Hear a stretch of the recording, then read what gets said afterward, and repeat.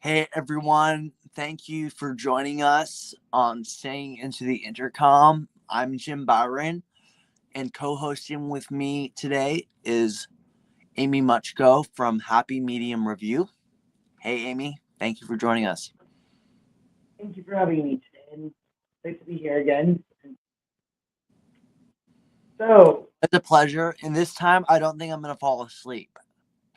yeah, that was quaint. It was enjoyable. I'm glad we have the footage. I enjoyed sleeping, but I wasn't happy about the fact that I slept, to be honest. I thought I should be awake during my own live. Well, it was that peaceful. I took it as a moment of very peaceful moment in time. It was, along with the Holy One. So we discussed, we already have set like the conversation. We have the video title Charlie Kirk shooting Death by Meme debut of If You Can Hear This, You're Alive with Happy Medium Review. And we talked a little bit about how we wanted to start this video before we went into the specifics of what happened with Charlie Kirk and the person who shot him. So, one of the ways we wanted to start this was just to say that jumping to conclusions before we have all the facts is very dangerous right now, and also to have a moment of silence for Charlie Kirk and even the family of Tyler Robinson, and not to jump to conclusions ourselves as we practice what we preach here. Yeah, before we even go any further at all, let's just take that moment of silence to just recognize not only Charlie Kirk, but everyone whose life has ended unjustly ever, but especially recently. I mean, obviously, Charlie Kirk is a very high profile person, but let's just take this moment to just not say anything and reflect on the life of this individual who you may have only heard of before, but I'd known about. Let's just take a moment of silence to remember Charlie Kirk and recognize the injustice of the loss of his life, regardless of the circumstances.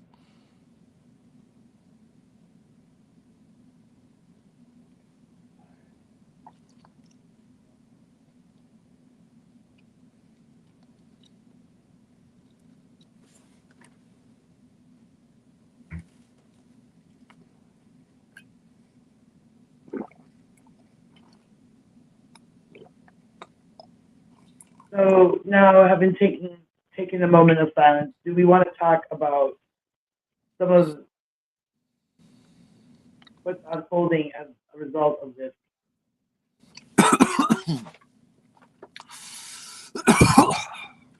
Let's go over some of the. We may have lost Jim for a moment. Hopefully, Jim Byron will be back soon. Um, we really want to be Go respectful off here. screen. Did you lose me there? Lost you for a moment there. I need to be Yeah, back. I guess with the interface that I'm using, I guess I can't go off app. So could you remember when I sent you the discussion points for this conversation? Can you pull that up in on your phone and just read them out? Like, just leave out the parts that aren't really part of the discussion. All right, I can do that. So right now we're just talking about the circumstances surrounding Charlie Kirk's death, expose the shooter's background and apparent motive.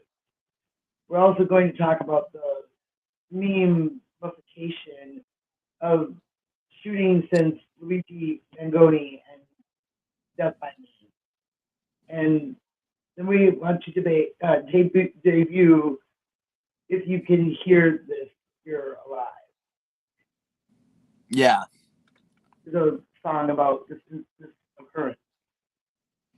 I feel like I don't know if we should necessarily go in that exact order, but that is the stuff that we should talk about within this stream before we should touch on all of that before we log off. Well, I would like to start by saying before this occurred, I did not know who Charlie Kirk was. I had to go look them up, and I still haven't heard them speak. But you have been exposed to their message more often through social media and other forums because of your demographics. Yeah. I think I would sort of fall somewhere within Charlie Kirk's like targeted demographic, for lack of a better word. Like, his ads appeared on my YouTube channel. I mean, I watch a lot of political stuff, and I would every I mean, I wasn't a fan of Charlie Kirk. I'll be the first to admit that. Like he kind of reminded me of like someone who just like has wrong opinions and I don't agree with. So every time I saw ads for his like videos where he would debate people, I would always think like, okay, no one's really making that great of points in these videos, and I'm not interested. So how can I stop seeing this? You know, but One thing that's interesting even to me is still, even though that's the case, that's I think that's part of the reason why this particular like tragedy is it really gets to me. It's because it's like I was, but like my reasons why I didn't want to see Charlie Kirk videos isn't the same reasons why the person who shot him wanted to shoot him. It's like completely do we different know those motivation. reasons? Do we know those reasons? Because right now I know there's Yeah, some I type think at this of point profiling. it's still like hearsay. Like I don't have like the specific like documents and everything, but like I've figured out enough of it just from, I have a for sense of lack of it a somewhat. better word, like doing my own research or just letting the information come in. And I like, for one thing, he was from one of those sort of like families where one of like the some of the main values were like the Bible and like guns. Okay, well, actually was raised as a Latter Day Saint, and I shared with you in a conversation that I've spent a great amount of time with them since well 2017, and I've had to leave for reasons that are disturbing. So I'm going to wait for more to be revealed as someone who is actually considered an active member of that particular organization. Yeah, I mean, I've been helped out by Mormons on the road, like on my way to when I was going to Omaha, when I first was on my way before I was even going to come to Minnesota. Like I just Certainly, showed up in Salt Lake City, Utah. No, actually I was in Idaho, and I just like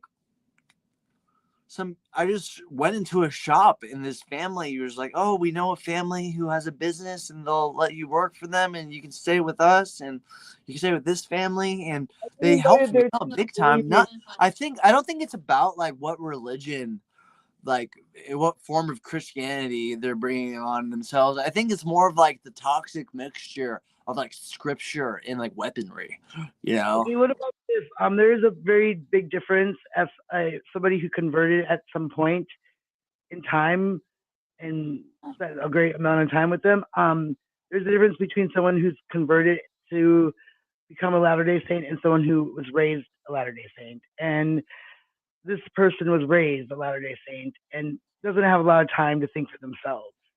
That particular organization keeps their members very busy.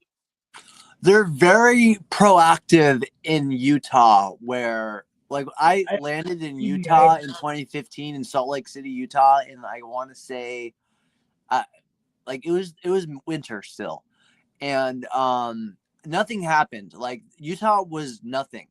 I just got out of Utah. I just found a bus and took it to Idaho because I had a friend who lived somewhere in Idaho that I wanted to actually just see the place. I didn't even care about seeing them. I just wanted to yeah. check it out. I was like traveling. And actually my experience with the Mormons there was like I wasn't interested in like discussing like religion with them, but it seemed like they cared a lot about family, and Oh that yes, was value family. to them. And one of the And people that I worked for actually did work with essential oils, and they had survived like a horrible fire, and they created essential oils, and I helped crating, like, wood crates for them. I just spent like 8 hours a day for 2 days in a row just building crates just for people, for them to give oil. So like I don't think they were like the same kind of like, oh, like we teach our kids how to shoot a assault rifle and Okay, let's do this before they here. can walk. Right now, I want to speak about this. I have Catholic roots, Latter-day Saint roots. I mean, I know a lot about these things and more, but Mennonite as well. But here's the thing. Every Catholic doesn't speak for the Vatican. The institution is not every parishioner in that. That's not how it's supposed to work anyway. When you say that, what do you mean? Well, the Vatican is supposed to speak for the Vatican, and the Catholic speaks for the Catholic. Right. Well, again, a country government is not necessarily its citizens, right? The citizens of that country could be more, they're a victim of Pol Pot, not in league with it. Like, right? we could live in some kind of alternate dimension where, like, this is like the United States of Hindustan, and there's like Hindu nationalists who have weapons, and we'd have the same problem. It's not necessarily like what book they subscribe to. I think what it really is about guns. And I think ultimately that's what we have to get to with this conversation. Because this is what there's a separation between church and state, but yet such organizations as maybe the Catholic Church or say Latter-day Saints have a very close ties and want a lot of political influence. And so we're going to wonder what this young man might have been repressing that he couldn't share with people he knew were hostile, maybe towards something. We don't know these things. We're not there yet with that information. So one thing that disturbs me is how quickly the I Am Charlie Kirk movement came about. The I Am Charlie Kirk movement? I haven't even seen that. What's that? And that's probably what we should have done a little. God dang. Sorry, but I don't want to get. This isn't the world I want to live in right now. To be honest, the I Am Charlie Kirk movement. Like I kind of figured that something like this would happen as a result of this. Like, it's sort of like an anti-Martin Luther King or something. You know what I mean? It's the same type that would be very angry about the civil rights movement and their tactics, or maybe even that of Black Lives Matter. But yet, some of the same types of people who are upset about Martin Luther King would be a part of the insurrection, right? What do you mean upset about Martin Luther King? Like upset that he won civil rights for the country, or upset that he was black? What do you mean? Like, desegregating school. Yeah, I mean segregation.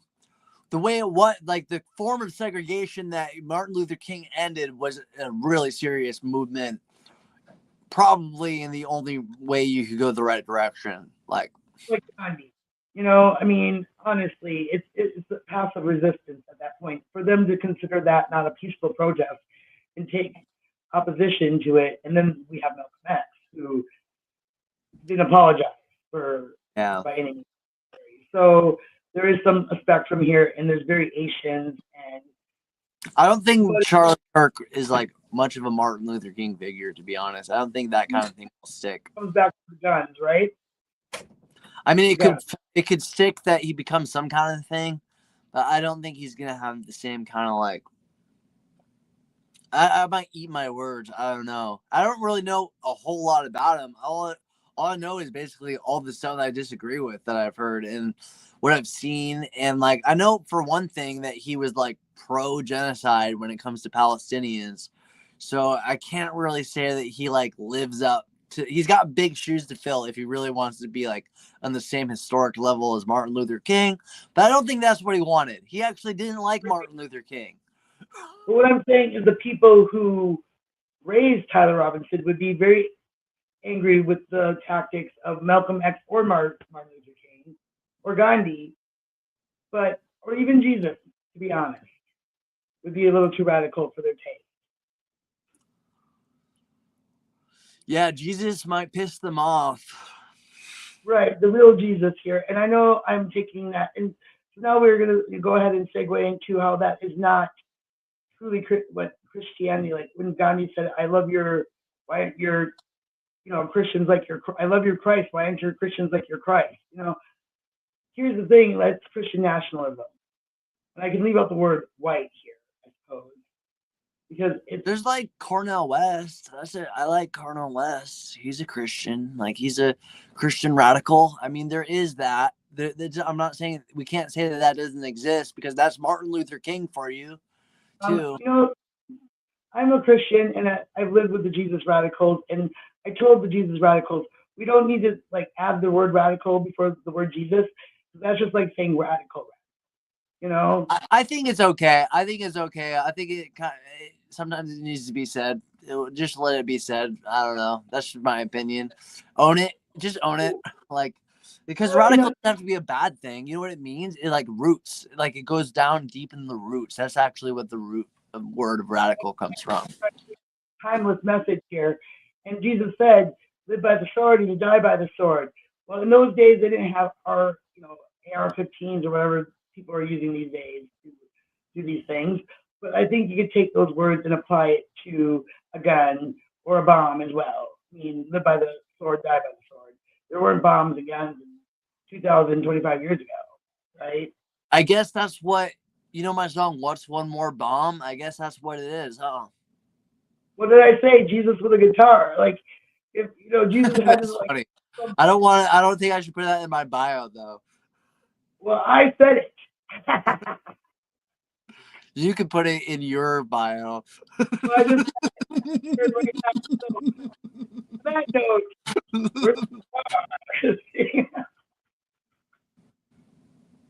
Co-host with Jesus with a guitar. Like, what would Jesus do? We often say what would Kirk Cobain do as well, and we're still here. And that's how we keep it alive. What would my mom want me to do? That's what I really want to know. She probably want me not to smoke. I know. I'm sure that's true. Yeah. I know that because she told me straight up. She was like, I don't want you to ever smoke. Please promise you will never smoke. For me, it was my mom told me not to get a tattoo. And since that resonates with the fact that I do have Jewish ancestry, I don't feel compelled to get a tattoo. And I have my reasons. My mom said that too. And I was like, okay, whatever. Tattoo. I don't want a tattoo. That sounds like it hurts. The one on the face. When it came to smoking, I was like, I don't know. I might do that. Sorry, Mom. Give the anarchist a cigarette. Might be an anarchist too, but hopefully my concern I'm gonna I didn't smoke. This is getting off topic, but I didn't smoke that much until I moved to where I live now. But like, I didn't smoke nearly as much. Now I have like a bad habit, and I can't believe how fast I just went through a box of tubes. It's pretty big time in Minneapolis. Think about it. Give the anarchist a cigarette. Where are you? In Minneapolis. Yeah, why aren't people giving me a cigarette? Why do I have to buy my own? They give it to me outright. They taught me how to inhale too. In all seriousness, though, this has been on my mind for a while. And when I first heard that Charlie Kirk got shot, like, I had mixed feelings about it. Like, I didn't know why he got shot. Like, I didn't know, like, was there some reason? Was there something he did or he was going to do that was, like, really bad? Because I didn't think he was that bad. Like, I know there's way worse people than him. Like, he's kind of like one of those people where it's like, oh, yeah, you can't call me a Nazi because it's, like, a bad debate point, And then there's, like, real Nazis who literally just shot and killed him because he was a Nazi, but not a Nazi enough. He was, like, a Nazi.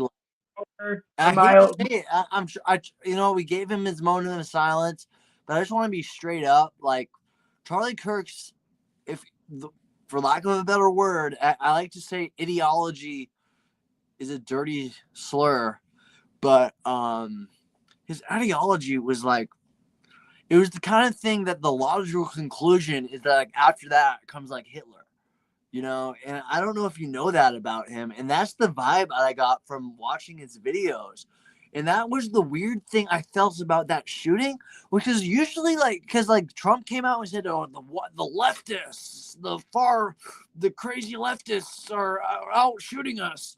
But Gorgeous. then Let me like we tell you, find out that the guy who shot him was literally something called a groiper, and a groiper is like the fan name that this guy named Nick Fuentes, who is an actual like pledge on Mein Kampf Nazi, swears by, that calls his fans, and like that's the kind of person he was. That was the humor that was going into those bullet casings that we can pull up some information about if you want to get into that. I don't want to really go on too much about like anything else because I really want to stick to the topic of like what we said we're going to talk about. yeah, I think this has a lot to do with like what kind of impact. So what I've seen from this is authoritarian. The message I got when I was doing a moment of silence of meditation this morning for air is, authoritarianism can quickly graduate into fascism. Like, and then fascism what this shooting proves is eventually the fascism like eats itself. It like cannibalizes itself. Yeah. That's what we just saw. What we just saw was authoritarianism and like Nazism like clashing and resulting in an actual like death, which is called like the Groiper War by these Groiper people. Like I hate to even say it because like bringing up their name is like a curse. Like, but like these people are evil, and like I hate to say it, but like you know the whole thing about like I totally abhor everything this guy has to say, but I would fight for the death for his right to say it. That's well, the thing is, he would have fought for the death for like he probably would have taken that bullet just for that guy to have the right to shoot that gun. Like, okay, now we got that he was, Okay, now we've got to talk about Joseph Smith because you said that. Like, well, Joseph Smith was assassinated, and there was an execution order against Latter-day Saints. They no longer want to be called Mormons. And again, they consider me an inactive member, and maybe they would try to excommunicate me if I allowed them to do so through their process. But I don't acknowledge their authority or their process as anything legitimate, just for the record. I've never heard like a credible historical source say, oh God, I'm gonna get in trouble for this. Sorry, Foreman, but like there's no credible historical source that has any indication that anything about what's in the Mormon book is true. Like it's just like everything that like is factual shows that it's just made up. So it is. I mean, like Egypt, like supposedly translate from Reformed Egyptian. And believe me, I just want to say, I'll follow that up with that, like, even like my faith, like even though I'm not converted into Judaism, I'm a Noahide, and that's part of Judaism. Like, there's not really any factual verification of that either. So, and there's definitely not a bunch of other stuff that's religions. So that's the whole point of religion. So that just because that's the case doesn't mean that you can't like have that and believe it if you honestly do.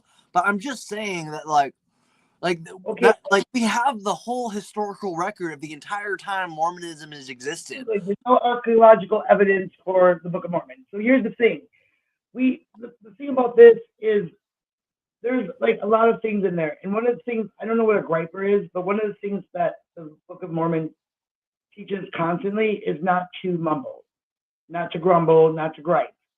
That's not bad. I'm not against that. Maybe that's what I'm doing right now, but I'm not against it. But I'm wondering if the name griper has any meaning, because gripe, mumble, complain. Yeah, I wouldn't read too much into it, because the more you read into it, the more you might come up with crazy meanings. You know what I mean? It's probably just some kind of random sound that they put together. Well, I mean, believe me, there's a lot going on there too, but that's a whole other rabbit hole. You don't want to mince words, basically what I'm saying. You know what I mean? That Joseph Smith was assassinated for a printing press, and things he was writing in a printing press. And so, to be raised in the as a Latter-day Saint, you're taught that Joseph Smith sealed his testimony with his blood. You have to be willing to die for what you believe. That's perhaps. Oh man. Well, he probably. I don't. Well, I don't think you really have to be able to be willing to die for what you believe. I think No, you can live you said anywhere harder. just because you It's, don't necessarily believe something that you would die for. Like, I agree. I agree.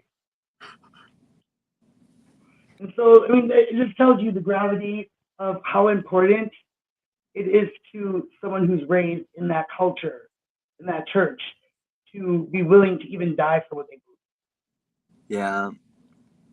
You And know, I'm not gonna be able to play. I'm gonna have to say this now. Like, I can't play the song I wanted to because I don't have access. is that your own? You mean your guitar, or do you mean something else? I would have to do something really finagly and like connect my laptop to this live stream and have me streaming from my laptop and my phone at the same time, which I You kind of don't want can't to just, do. So you can't just pick up. right now, I'm announcing that we probably won't have the debut of that song on this particular live stream. That's fine for now. I think. Do you want to talk about the message of this song, or talk about the song? Would you Is that mind fair? reading the lyrics? We could do that. Yeah, let's read the lyrics. I think it might be more important to really think about the message of the song, and maybe then even hearing it and just like letting it kind of let it sink in. Would you do me a favor, perhaps? Yes. You know how I have a hard time staying on camera for as long as I need to? Well, if you have to get up and do something, that's fine too. And I can actually read it while you are doing something else you have to do.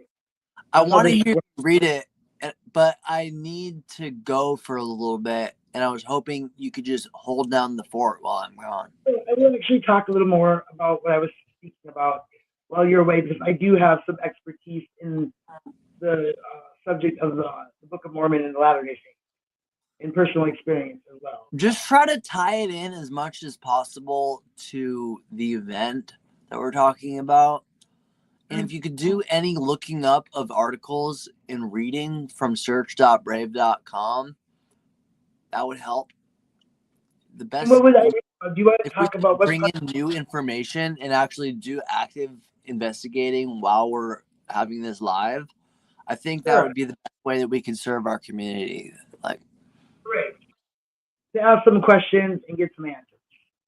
yeah, Um, and as far as the app you want me to search on, can I download an app or something for that, or can I just use it from a browser? If I'm not using Google, can I? just do it From in my your phone. browser. From my phone. You can get an app on your phone, and that's a smart decision, but you don't have to at all.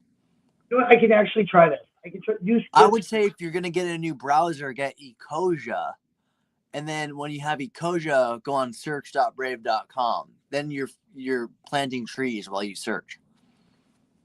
All right. And what I'm going to try to do here is go to split screen so that I can be on camera. Can you still see me on the camera? Yeah.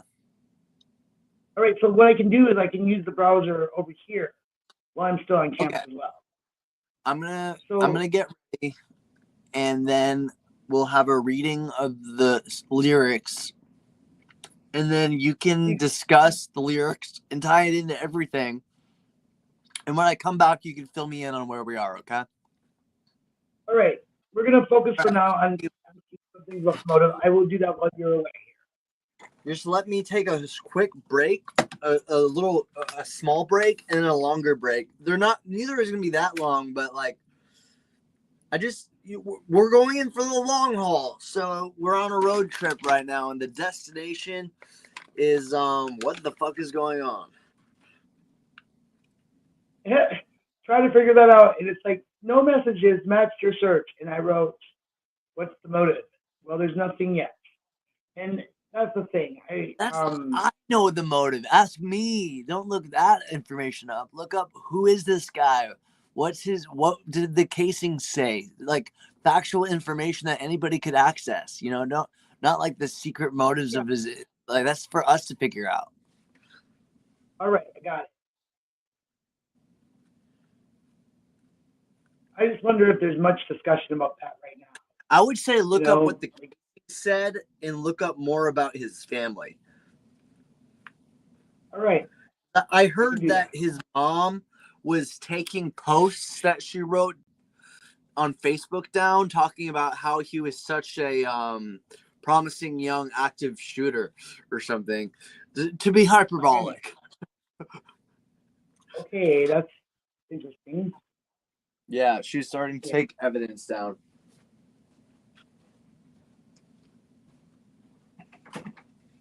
That's,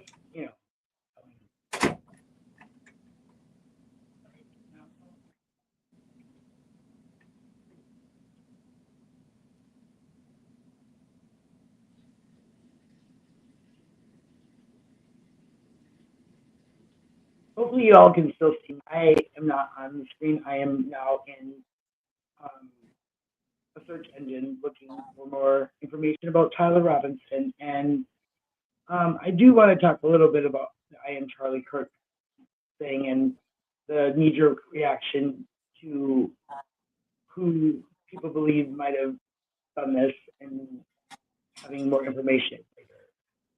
There's already a movement here, and people have decided who had done it, and that wasn't the case.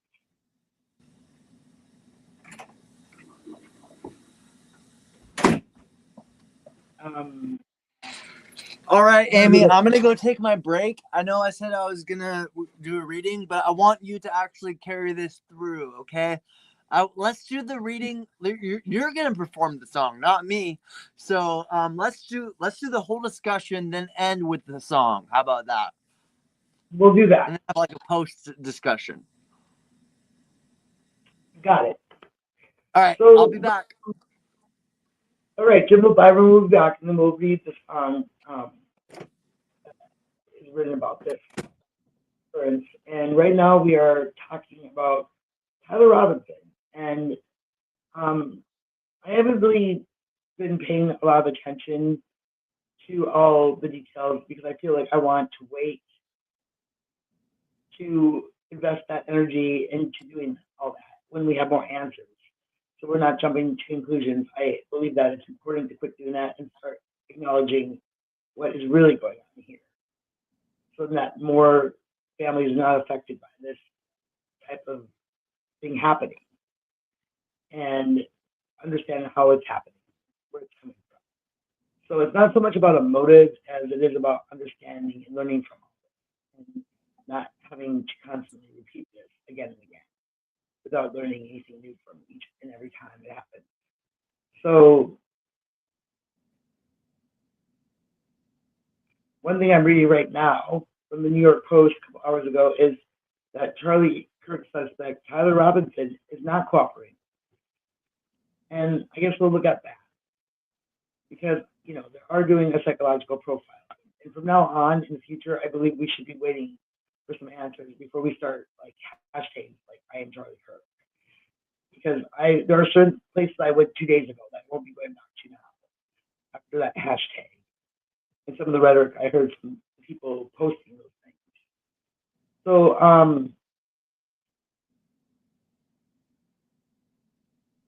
apparently they're still trying to link it to the trans community.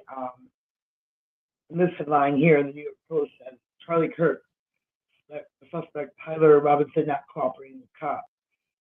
Utah government says as he confirms alleged shooter's relationship with trans roommate. So again, one of my questions here was, having spent time with people who are allowed to say, we don't have the answers yet. Is there something that maybe Tyler felt he could share with his family because of their beliefs? And if so, that is interesting because that means that they weren't able to feel free to be themselves and not be judged for that. So there wasn't a lot of talk. I mean, obviously it's really obvious that Tyler was raised in a family. He would have known their worldview and may have not felt comfortable sharing certain aspects of their own thought process, and having a chance to be open about that. That's something that crosses my mind. And I'm not trying to judge anything I don't know yet, but I am kind of looking as I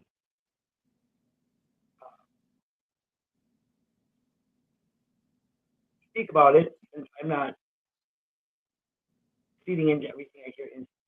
I'm waiting for more to be revealed. And it's still unfolding, and it would appear that Tyler is not cooperating with the police. So it might take longer to get more accurate, legitimate evidence about what's going on here. It looks like I'm not sure where these two lived, but it would appear that as of 2 hours ago,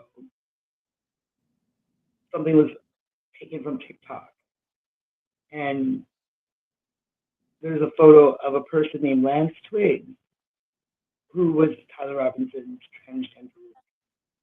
And it says Robinson, has not confessed to authorities. He is not cooperating, but the people around him are cooperating. And I think this is very important.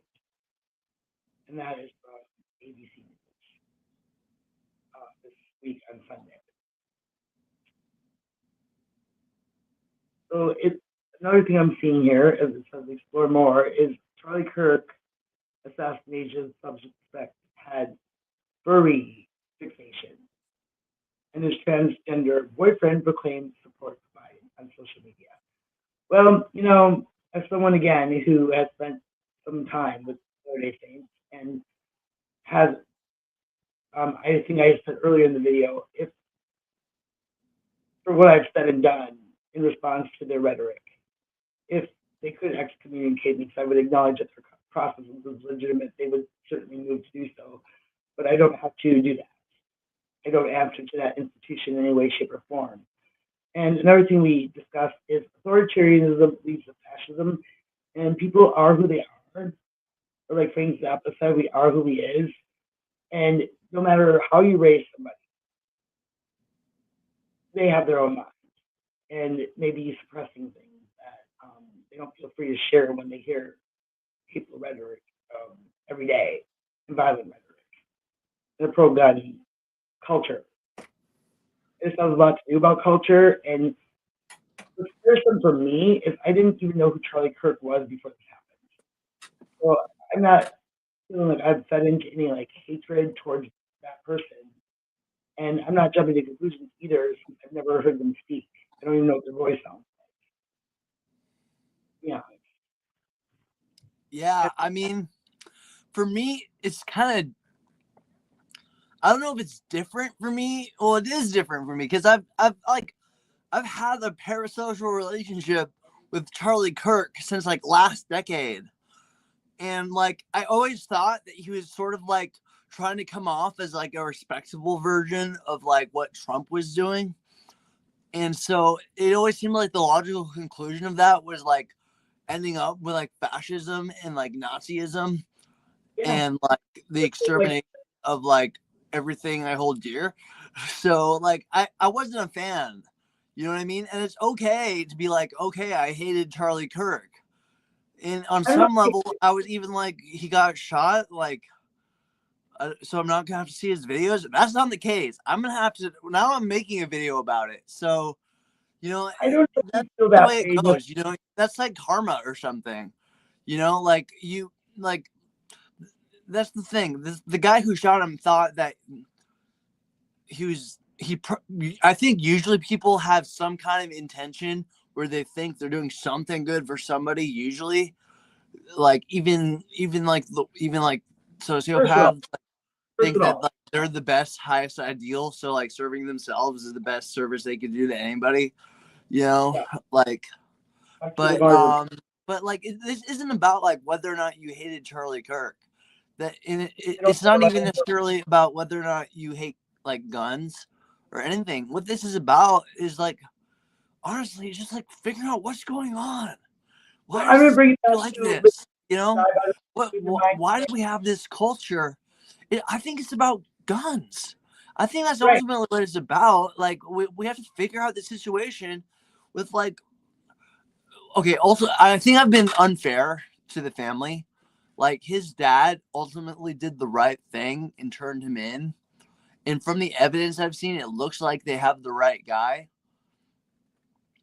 I think Well, the psychological evaluation is going to be, I think it might stump them a little bit. I think they might have a hard time trying to determine the motive unless they have really clear intent on what, as to what they're trying to figure out. Because ultimately, I think this is sort of like the anti Luigi Mangione or something in a weird way. Like, what I just hear Jim Byron and tell you as someone who spent a great deal of time with Latter-day Saints, and that could be someone I know, I've met because I have been so close to them, very, very close, and spent really, like hundreds in Utah. with missionaries like themselves. Like they honestly almost consider me the missionaries that I spend time with. Yeah, Consider me. I get ads where it's like, do you want to go to church? Do you want someone to go to church with? Call us, and you can go to church with us. And they might not even be Mormons, but like that's the kind of people that they are. Ultimately, it's about like what they want is human connection, just like everybody else. And for them, it's over like Jesus Christ. But like it just happened that for that family, it also is over like assault rifles. Well, it's community and culture colliding here because think about like I literally have been to Latter Day Saint temple like churches, not temple buildings, like meetings, like where you meet to like have the service on Sunday is different than the ordinance in the temple. But with someone whose child is gay or trans, but they felt free enough in that environment to express that to their parents, and that's fine. But my first thought For when me, this, it's not fine. As a trans person myself, and I guess well, I'm I could, coming out on the channel right now. I don't know if I've said this before, but I'm non-binary, and that makes me yeah, trans. I don't know if everyone understands how the math works out that way, even though I'm not like looking like a woman, like yes, gender in the being biological sense. trans is like not being understood and not being like allowed to be who you are, but it's not okay. That's what we're talking about. And that is actually what came to my mind instantly was this young man was not allowed to be who they were. And that's what my heart was telling me as I thought about this is someone I could possibly be close to or even have met or sat with and ate with easily. That's actually really sad. And I know for a fact But that the same could be true for Charlie Kirk. I mean, like, look at him. it Like, could be true for he everybody in the room. he kind of wanted to almost like make it not allowed to be human or something. To be You know? themselves. They're raised in a way that you are told how to think, what to think, and you know what to think. Because if you're in an environment where that is the talk, like, oh well, we don't have that, that's a sin, and this like a sin. Well, a lot of things are a sin, right? But there are certain sins that are like it's as bad as killing someone. Sometimes I feel like asking for a cigarette is a sin if I don't think it's a good decision. You know. Well, it is, and me smoking could be it's harming my in the Bible it says Paul says everything is permitted, but not everything is beneficial. You can do anything you want, but it's not always going to be helpful. And honestly, and it came to mind when I thought about this was when Malcolm X said, "This is the chickens coming home to roost." It's not a revenge thing. It's just if we don't address this issue, it's going to keep arising until we do. This has been going on since Manson was like accused of 36 school shootings in the 90s. Scapegoating. I remember when I first heard about Columbine, I'd never heard of something like that before, and that was the only time I would have ever first have heard of a shooting like that, and that brings us to where we are right here, right now. Those moments where you remember where you are, right? You were when you heard it, right?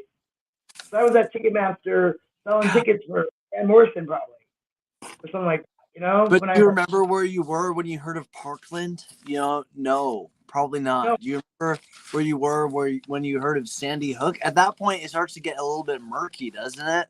well, I do remember where I was for Sandy Hook because of Obama's unusual response to the matter for once. But other than that, no, beyond Columbine, that is an important topic that we are not remembering all these things, and they're not all well documented in the public media. And that's one of the memes I'm seeing out there is this is the first school shooting that Republicans ever cared about. This is not a bipartisan issue. It could be their child in their home. And people have been saying that since 1969. Yeah, and I don't think that this is going to have the intended effect that the shooter wanted. Not in the same way that Luigi Mangione somehow pulled off with what he did. If he even did that, because I didn't think that he looked like the same person they got on camera. But that aside, like, I think what's going to happen is, like, it might be a Republican swing toward gun reform,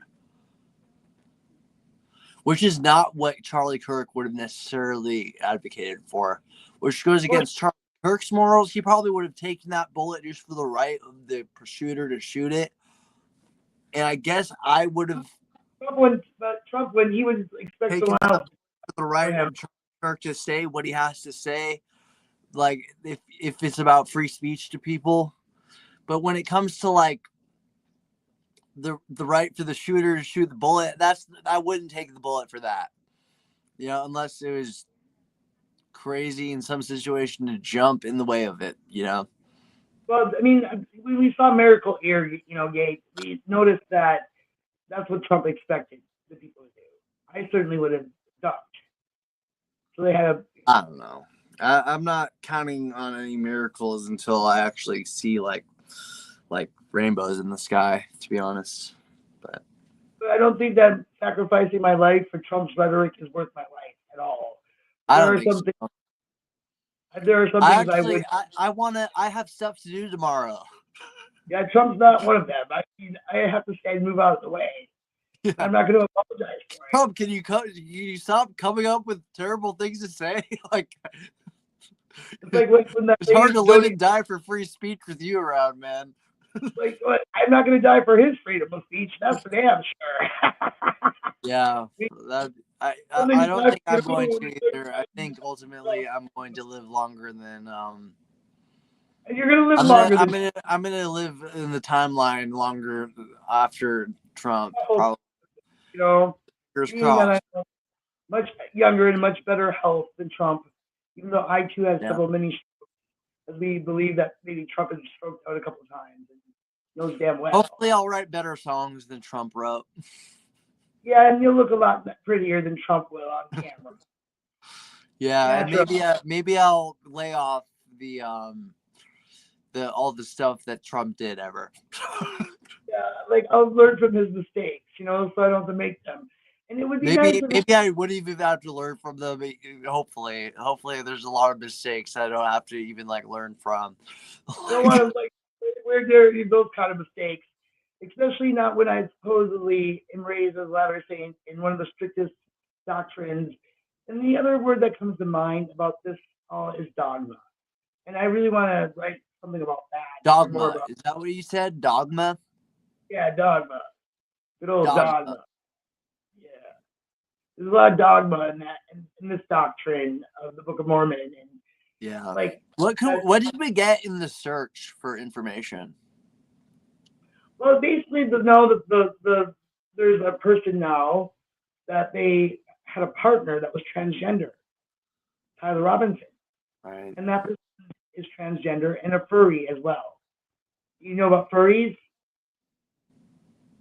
They dress in different costumes like animals, like human hybrid, community. So now my question is, I'm starting to get in some areas where I'm not exactly expert. And I've actually spoken about that in this video, about that aspect of it when you were out of the room and as you were coming back. My first feeling was this person possibly had a partner that was transgender or gay, and felt like they couldn't express it because of the dogma of the culture they were raised in. And the like Where did you hear? I have discerned it from my experience with the church. I've been, like I said, I very mean, where close. did you hear that they had a partner? I just had a feeling, a hunch. Oh, Latter-day Saints got a prompt from the Holy Spirit. yeah, I don't know. Like, I don't think Jesus was having to shoot anybody. well, I know he was. I did. There is evidence that there were other people involved, but one of them was like a middle-aged man or something, like an Nothing older, about like, that. or someone who was like, it was me, I did it. No, and, like, he was like a distraction for the other person to get away. Well, the other thing is Tyler isn't cooperating, but people related to Tyler are, like the family and perhaps the person who they were partners with. I didn't really want to say his name on the live stream because so many other people are saying it, and I don't really want to give him the attention that he was craving for whatever his purposes were for what he did. But I guess just for clarification, what was his name again?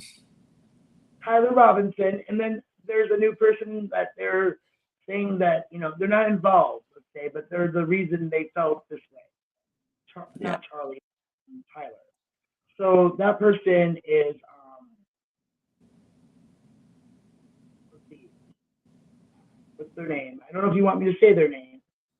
They're the person who's transgender. I'm starting to feel like this is necessitating us to start a new live stream on my laptop because I actually want to pull up some videos and actually watch some stuff. Well, I believe that might be true, but at the same time, I feel like now would be a good time. And the person that he was reportedly in a romantic relationship with his trans roommate, Lance Twig. And this has just been released 2 hours ago via some stuff from TikTok. But it's so new. Right now, it just came out like 2 hours this Sunday. And I talked You know about what? I'm gonna look up some information. Hold down the fort. Keep talking. I'm just gonna look stuff up. I'm gonna see what I can find. Okay. All right. If I came Talk to to you soon. Because from what I heard, this is completely different from what I heard. So this is like all news to me right now. It is news, and the thing I've been really advocating in this joint is like not jumping to conclusions. And these are again people I can know and love, even if I don't agree with the dogmatic doctrine that they were, raised in. Yeah. I'm not going to necessarily like like say. Well, I don't think you live in Vietnam. A Mormon. He wasn't a Mormon, so I mean, like. So he was committed to if he was, assassination. I don't know. I just feel like I guess what my intuition is telling me is that this is a broader issue than just like some specific religion. Like he could have been Presbyterian, or he could have been like, I don't know, a Christian Scientist. It could have been anything. It's just, you know what I mean? No matter church it was. Doesn't it matters the message that church is sending to their congregation and to people who may even be born father into this. Did the right thing. I mean, like he turned his own son in. That shows that he had some kind of moral clarity, and I don't think that he was like in on it. And so but I think he's probably dealing with some serious issues, and I think it's all going to come down to like, what the heck are we doing with these guns, guys? Well, the guns were part of this, but what I'm trying to get at here is being raised in that way and not being free to express yourself or even really know yourself. Yeah. Hey, I'm going to see if I can you tell me if I'm staying on? You're not on the screen, Jim Byron. And I'm going to stick with that until we know more. I'm not judging. That was my first feeling. And I don't always go with that. First thought is not always correct on everything. But again, this is a bit personal, being I'm literally considered an active member of the Church of Jesus Christ of Latter-day Saints. So, and again, they would excommunicate me for some of the things I've said to them in like response to some of the beliefs that they teach, and not accepting those things as doctrine. As I am a Christian, so I don't go around having to say this, like, and put a like label on myself, like Christian nationalist or evangelical, or I'm non-denominational, and I've tried to be open-minded to as many different ways of life as possible that are open to other people's ways of life without participating necessarily in things I don't agree with. But to suppress someone's individuality with dogma and since they're children is very unfair. And my mother raised me in a way that she didn't really agree with that, exposing children to such things that they couldn't necessarily understand, even though I went to church as a child, but because I wanted to. My mother is a humanist and an atheist. I don't know if that's how she would describe herself, but my faith is not encouraged in her home whatsoever. So, in a way, I understand even having to be in a hospital environment that doesn't agree with my own belief system and going against that grain, no matter what people would suspect about how my upbringing. Being Christian was actually frowned upon. No. My upbringing is like I just disagree with everyone. Well, to question everything. Like, when can I ever agree with anyone about anything? When does anyone agree? Like, I kind of stumbled upon as I wondered about dogma is it really does shut down critical thinking or like room to be an individual. And I think dogma is just like, hey, what do we believe, guys? This dogma comes hand in hand with like some really bad rhetoric. That's the toxic. I don't know. Dogma can be like love your neighbor as you love yourself, or like live by the sword, die by the sword. That's dogma. You know? It could be John Lennon saying, "Let me love you" repeatedly in a backbeat. Who knows? Yeah. But there's programming there's certain programming I would avoid. I just sent you a text with an article from The Guardian, and I would like it if you could read from it for us. That would be much appreciated. That's a good way to do it. So, you send it to me. I already did. And I am going to say I'm not paying. I'm just going to continue, and hopefully you'll let me see it. You know what, Jake? Yeah, I don't like where this is going. You know, it sounds like this guy has a more sympathetic background than I even thought. Like, I thought that he could have also been a groiper. Like, this guy was probably, well, okay, he was 22 years old. Can we establish that? Like, can we say that he was 22 years old? Like, what were you doing when you were 22? You know, when I was 22, that was 15 years ago. I changed my name to Jim Byron, and I started playing guitar all the time. And I started writing songs, and that led me to where we are right now. You know, the 15th anniversary of me doing that, like, in October. So it's like, I just figured out who the fuck I was, and I guess this guy still has to figure that out. You know, because I think he majorly fucked up, and what he did is, we can only hope that there's some kind of like healing that happens to our country as a result of this, because Lord knows we need it. Happen yet, but we need that soon, because ever since it was Columbine 90 what? It was like 8 or 9.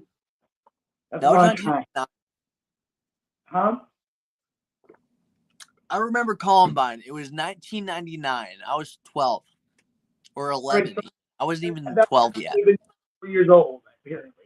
It could have been in 2000. I could have been 12, but like, you remember? I remember that because that was weird. I was like, this doesn't normally happen, right? So there was a shooting. Oh, okay. Like, that's not going to be the theme going on, right? Well, it had happened again. Like, I found out I hate Mondays. I'm having a hard time because since we can't pull up articles, we can't do like a main function of what I want to do. No, actually, I'm on the article right now. I'm going to read from it. So it's the Okay. Guardian article, and it says shooting suspect had very different ideology than conservative family, Utah governor said, and that's it right there. They're not, So that the Utah governor Spencer Cox on Sunday told national talk shows that the man suspected of killing Turning Point USA executive director Charlie Kirk was living with and in a relationship with a person transitioning from male to female. And as investigators continue exploring a possible motive in the attack, the Republican politician's comments come 4 days after Kirk, a critic of gay and transgender rights, was shot to death with a rifle during an event at Valley University shortly after asserting that too many trans people had committed mass shootings in the U.S. In reality, according to what the non-bipartisan gun violence archive said to NBC News, only about 0.1% of such cases over the previous decade have allegedly been carried out by trans people. So 1%. It says only 0.1%. Nevertheless, Cox stopped short of saying that officials had determined. Just so you know, trans people are more than 0.1% of people. Well, not to mention that there's a disproportionate number who die untimely death at a young age. Okay, like I don't know what the median age is for someone who's trans, but it is lower than the national average here. And a lot of that has to do with bullying against environment and culture. And no response to the impact going all the way back to 1999. This article sounds relatively unbiased, right? Like this sounds like reliable information, doesn't it? Yes. And then again, is what my gut told me. Like I didn't know this for a fact, and I didn't speak about it because I refused to speak about what happened so soon. The minute it happened, like people seem to have all the information in moments, and they don't. Yeah. Even CNN or whatever doesn't have it. You know what I mean? Like years ago, Chuck like said, this is reading really weird because if you look at the bullet casings, like they say some Nazi stuff. If you learn how to read the code, it's like in weird like Groiper code, and like it's not. And the guy who is the originator of that kind of ideology isn't pro-trans. He's like more anti-trans than Charlie Kirk. So I don't know how to interpret this. This makes it weird. Well, again, let's talk about this. You know what that was called? It makes it. Maybe I had the wrong preconception of it. This is like shattering my preconceptions, and I need to take another break. So can you hold down the fort and maybe just continue reading the article or discussing whatever you want to talk about? Any article you want. Can you just hold down the fort while I take a break? Now I'm going to talk about cognitive dissonance in such a religious community. Talk about that while I'm smoking a cigarette. Well, as I give the anarchist a cigarette. But here's the thing. When you live in that kind of a community, and I have more than once for, one community, 5 years with the Mennonites, a good 10 years with the Latter-day Saints. That's 15 years of my life, and I'm 50 years old this year. That all started when I was in my 35, like Jim Byron's age. Because Jim Byron is 12 years younger than me. So here's the thing.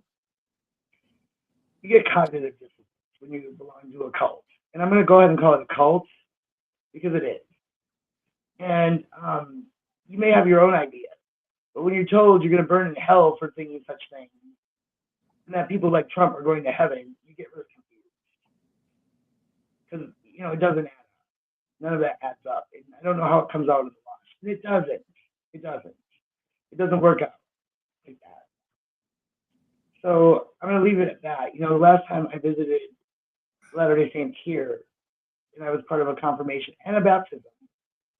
Even brought a convert, which I now regret because they have a demographic more like Tyler or Lance than Joseph Smith.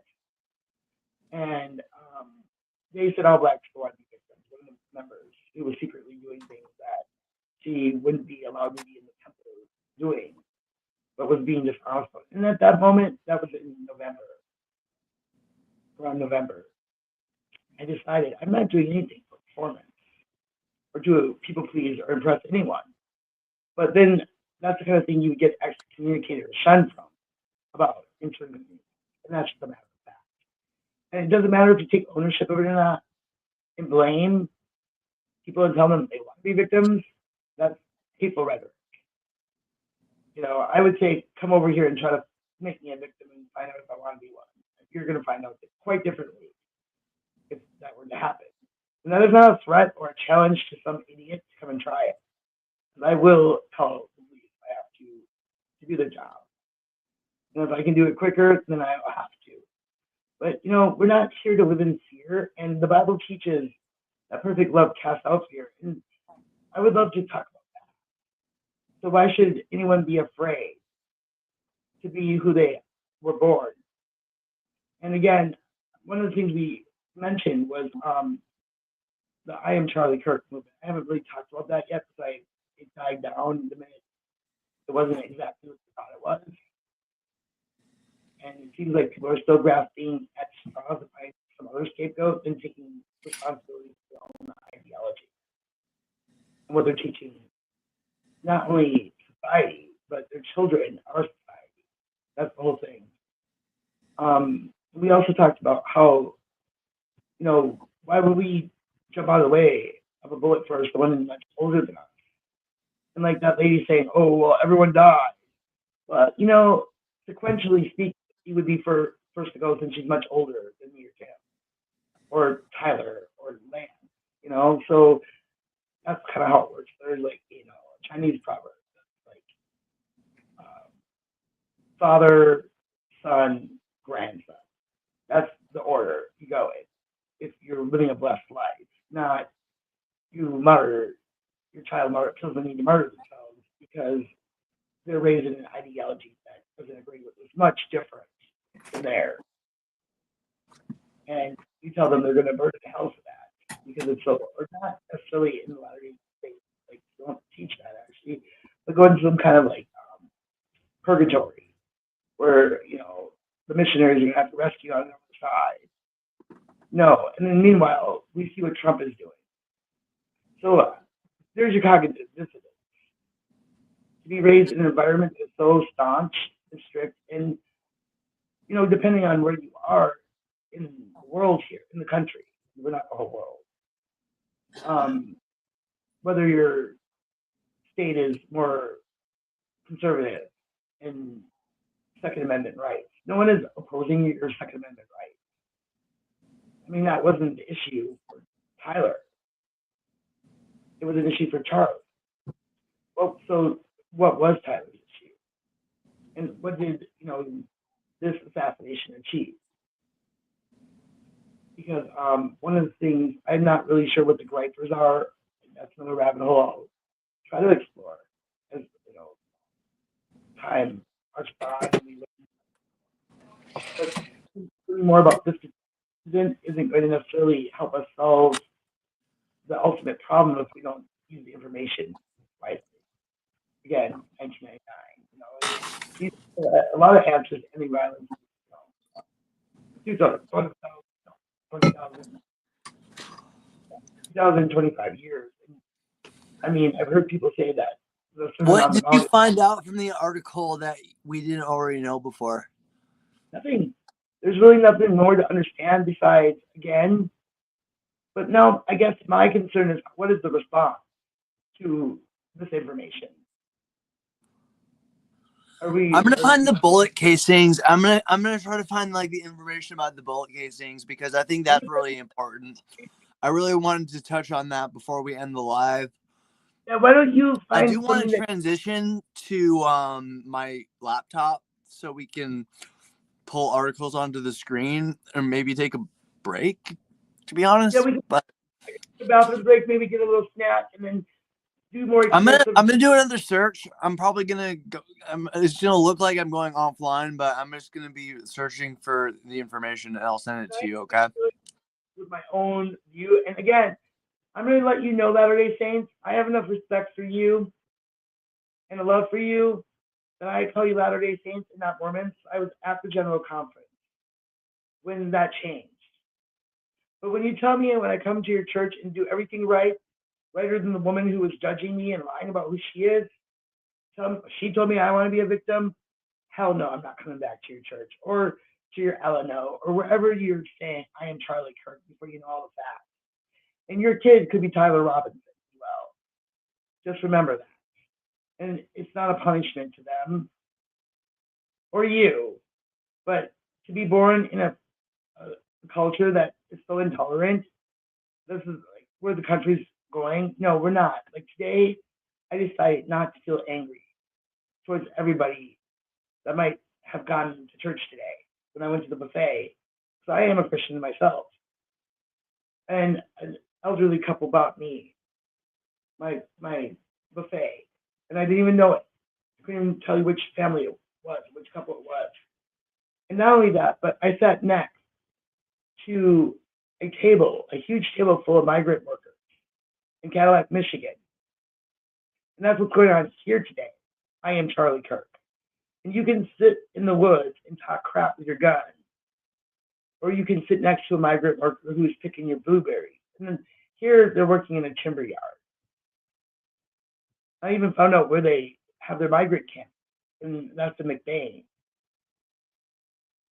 So who cares if you're a MAGA supporter? You support Trump without all the details that have not, the Epstein files still have yet to come out, right? And yes, I don't really go into that because I do on Facebook every day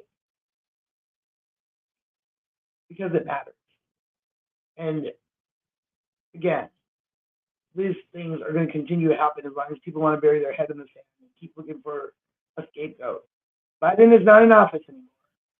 Trump is. And not only has Trump been in office for 4 years before this in the insurrection as he exited office and flew away shamefully in a plane, but then he came back for 4 more years and is still blaming Biden for what's going wrong here. No. And one of the things that the I Am Charlie Kirk movement was doing is threatening civil war. You're done with that. I don't understand why that's a threat when they're a defeated foe. Anyhow, just go watch Gone with the Wind and figure it out. I mean, and also Hitler is also a defeated foe. Just so you know, fascism and Nazis. Like, how can you align yourself with such a defeated foe? That's really silly. So, those little threats about, being Charlie Kirk and you got guns, well, you shouldn't if you're talking like that around your kids. I hope they're locked up properly and all that. And I'm not going to apologize for this. You got a problem with me, 911 is on speed dial. I mean, you can take it up with that. But threatening people like that and pretending like migrant workers aren't a integral part of this country, not understanding things and discussing things that you don't understand. Jesus said to Nicodemus, "Are you who was a Pharisee, by the way? Are you a teacher of Israel and you do not understand these things? No. What are you teaching?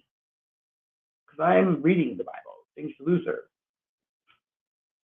the Reformation. I'm reading it. And I don't really need the Book of Mormon unless I need some toilet paper at this point, after what I've heard.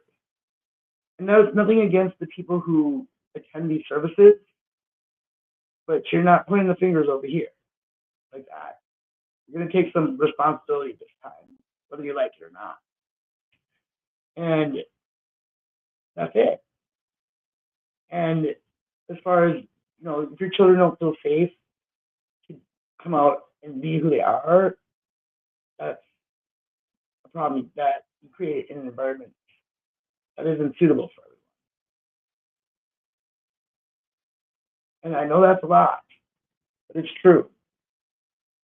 And the other thing I really feel I need to talk about in this moment is how people who don't understand the difference between gender and biological sex need to stop with the I am Charlie Kirk. There's only two genders. No, there isn't. And actually, it's even incorrect to say there's only two biological sexes because intersex is what we used to call hermaphrodite, and that is a biological sex, and they are born that way. And so then, therefore, you're saying that God made a mistake. And I also believe that Jesus talks about eunuchs when he talks about one man and one woman. And that is, as someone who reads the Bible and could teach the Bible, one of the most mysterious concepts in the Bible to me. Like if I could ask Jesus about anything in the Bible, he would reveal it to me. That's the thing I'd want to understand the most. And I feel like I could sit